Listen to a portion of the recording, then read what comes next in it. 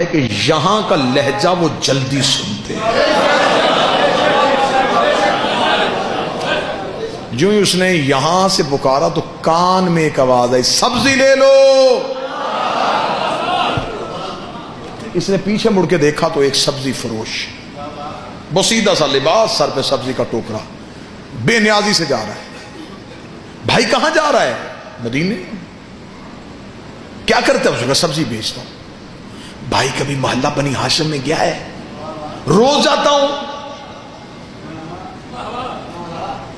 کبھی امام سے ملا ہے؟ نہیں ملا تو نہیں ہوں، لیکن میں جاتا ہوں کیونکہ میں کسی سے کوئی میرا تعلق نہیں، میں تو دکاندار ہوں، میں سبزی بیچتا ہوں۔ اچھا تجھے کوئی روکتا نہیں؟ مجھے کیوں روکنا، میں تو اپنے کاروبار کے لیے آتا ہوں۔ بھائی سبزی بیچے گا؟ کیا لے گا؟ نہیں ساری دے۔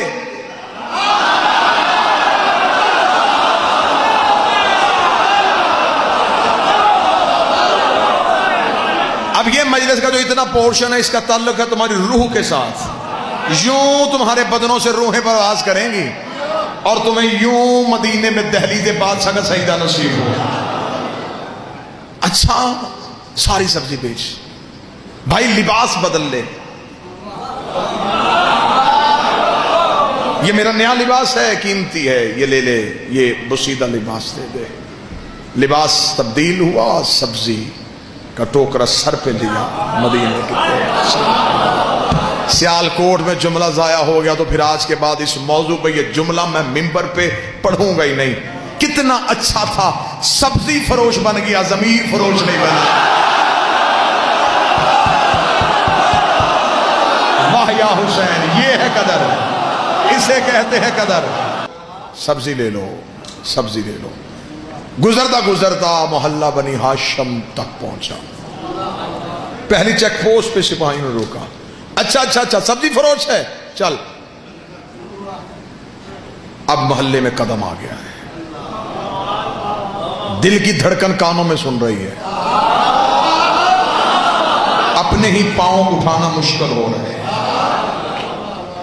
جس کے لیے ترس رہا تھا وہ لمحہ آ گیا ہے۔ مخبروں کی آنکھیں بھی دیکھ رہا ہے، سپاہیوں کی تلواریں بھی نظر آ رہی ہیں، فوجیوں کے پہرے بھی ہیں، قدم بڑھتے چلے جا رہے ہیں۔ جو ہی دیکھا کہ دروازے کے سامنے سپاہیوں کا رش زیادہ ہے، ذہن میں پتہ چل گیا یہی کر رہے ہیں، یہ دروازہ ہے۔ اس دروازے کے سامنے پہنچا، سپاہیوں نے پھر روکا، تلاشی لی، گزرا۔ اب یوں دائیں طرف امام کا دروازہ ہے، سپاہیوں کے خوف سے دیکھ بھی نہیں رہا، گزر بھی رہا ہے۔ اگلا قدم دروازے سے آگے بڑھنے والا تھا، یا پھر یہاں سے بولا، یہاں تک میں آ گیا ہوں، یہاں تک آنا میرے بس میں تھا، یہاں تک میں پہنچ گیا ہوں، اب گیا تو پھر میں چلا جاؤں گا، اب نہیں میں واپس آؤں گا۔ مجھے 3 دن ہو گئے تیرے انتظار میں، اب تو مجھ سے مل لے، چل جواب نہ بتانا، مل تو لے، چل دیکھ تو لوں۔ ابھی یہ کہہ رہا تھا یا امام کی حویلی کا دروازہ کھلا، نوکر کی آواز آئی، سبزی فروش اندر آ، آج مولا نے سبزی دے کے لے رہی ہے۔ تو بیٹھا سیال کوٹ میں، آج میرے مولا نے سبزی دے کے لے رہی ہے۔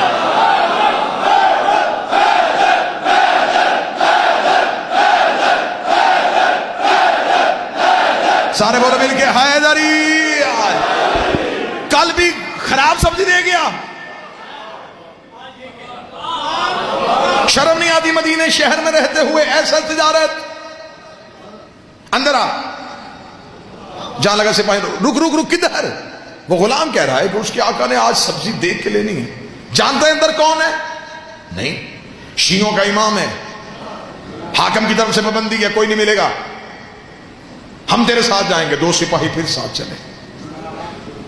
اب امام کے صحن میں جا کے بیٹھ گیا، سبزی کا ٹوکرا سامنے، سپاہی دائیں بائیں، نظریں ہیں امام کے حجرے کے دروازے۔ کتنا خوش نصیب تھا بادشاہ کے صحن میں بیٹھا، نظریں یوں حجرے کے دروازے پہ اور دیکھ رہا ہے، دیکھوں گا، پوچھوں گا کچھ نہیں، دیکھو تو صحیح کہ محمد کیسے تھے. سنا ہے کہ علی بڑا خوبصورت تھا، حسن کے حسن کے بڑے چرچے، کہتے ہیں حسین بڑا کریم تھا. اس سے پتہ چل جائے گا کہ یہ کیا ہے، یہ کون ہے، یہ کیسے ہے. دل تیز تیز دھڑک رہا ہے، سانسیں بند ہو رہی ہیں. حجرے کا دروازہ کھلا، امام کا پہلا قدم سین میں آیا. آنکھیں ایسے رک گئیں جیسے مصر کی عورتیں یوسف نے.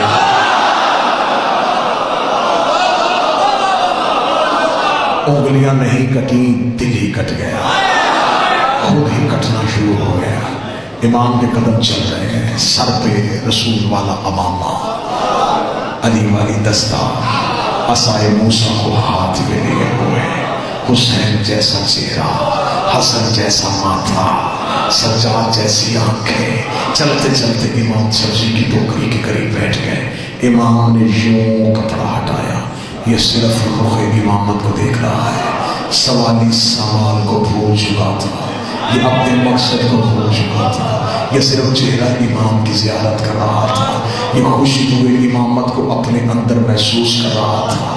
یا تھوڑی دیر کے بعد ہم سے اپنا چہرہ امام کے قریب کیا، ابھی بولنے کے لیے لب کھولنے لگا تھا، یا امام نے جھکی نظروں سے کہا تیری طلاق نہیں ہوئی.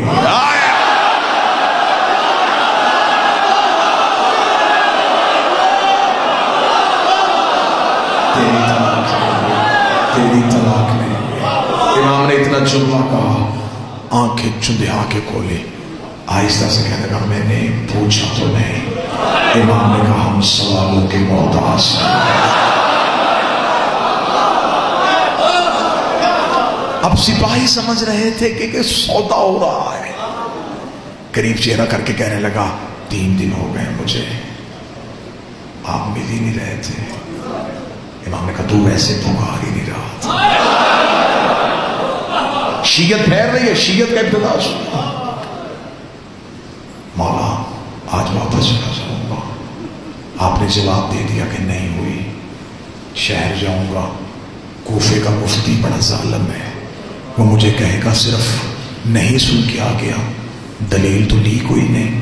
مولا کوئی دلیل دے تاکہ اس کا منہ تو بند کر سکو. کاش وقت ہوتا، امام آیتیں پڑھتے، امام حدیثیں پڑھتے. اب وقت نہیں ہے، اسے بھی بچانا ہے، گھر بھی بچانا ہے. امام نے کہا صاحب کہ کوفے کے مفتی کو صرف اتنا کہہ دینا تو انہیں طلاق دی تھی. غصے میں غصہ ہوتا ہے حرام، حرام حالت میں حلال کام نہیں ہو سکتا. واہ یا علی، واہ یا علی. اب کون لائے گا اس دلیل کا جواب؟ اتنا کہنا تھا بس، آخری جملہ اور منبر اتنا کہنا تھا. یوں اس نے، اور یہ محبت کا تقاضا ہے کہ جب محبت غالب آتی ہے تو سب سے پہلے خوف ختم ہو جاتا ہے. اب اسے سپاہیوں کا ڈر نہیں رہا. علی کہہ کے اٹھ کے کھڑا ہو گیا. سپاہیوں نے نیام سے تلواریں کھینچی، انہوں نے کہا ہمیں پہلے ہی پتا تھا تو جعفر صادق کا کوئی شیعہ ہے، بھیس بدل کے مدینے شہر میں آیا ہے. سپاہیوں نے گریبان سے پکڑ کے بدن کو گھسیٹنا شروع کیا. اس کی نظریں امام کی طرف تھی، امام کی طرف دیکھ کے مسکرا کے اب زندگی سے محبت نہیں رہی، اب موت کا ڈر نہیں رہا، اب میرے بدن کا لہو تیرے قدموں میں آ جائے، اس سے بڑھ کے میرے لیے عزاز کوئی نہیں ہوگا. لیکن زہرا کا بیٹا مجھے اتنا بتا دے، میں روز سوچا کرتا تھا کہ واپس چلا جاؤں، آدھے رستے سے واپس آ جاتا تھا، مجھے کون سی چیز واپس نہیں جانے دیتی تھی. امام نے کہا ایک دن بھی تیری ماں نے تیری تربیت میں خیانت کی ہوتی تو میرے دروازے پہ